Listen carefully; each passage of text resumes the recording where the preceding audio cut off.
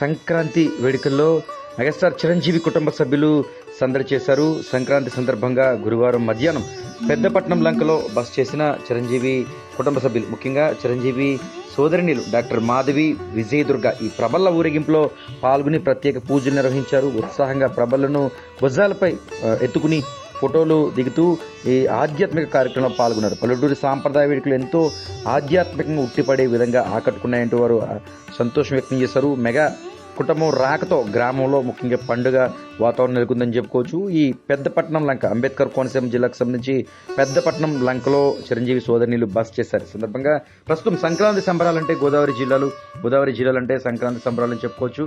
ముఖ్యంగా కనుమ రోజు జరుగు ఈ ప్రబలోత్సవం దేశం కాదు ప్రపంచమంతా చూసే విధంగా చేస్తూ ఉంటారు.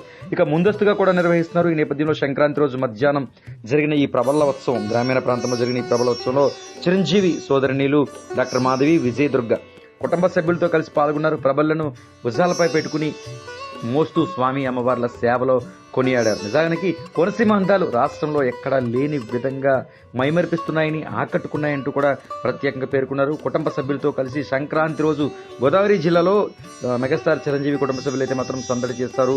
వీరి రాకతో ఒక సందడి వాతావరణం కూడా నెలకొందని చెప్పుకోవచ్చు. పెద్ద ఎత్తున ప్రచారం జరగడంతో పలువురు కూడా ఈ కార్యక్రమంలో పాల్గొన్నారు.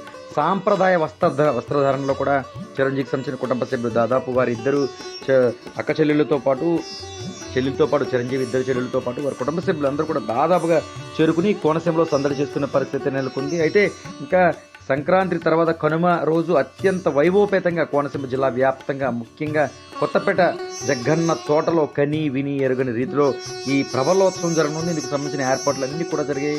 దాదాపు ఏకాదశి రుద్రులంతా కూడా అక్కడికే చేరుకుంటారు. ముందస్తుగా కూడా కోనసీమ జిల్లా వ్యాప్తంగా ఈ ప్రబలోత్సవ కార్యక్రమాలు జరుగుతున్నాయి. ఇక సంక్రాంతి రోజు జరిగిన కార్యక్రమంలో మెగా ఫ్యామిలీ కూడా సందడి చేసిన పరిస్థితి నెలకొంది.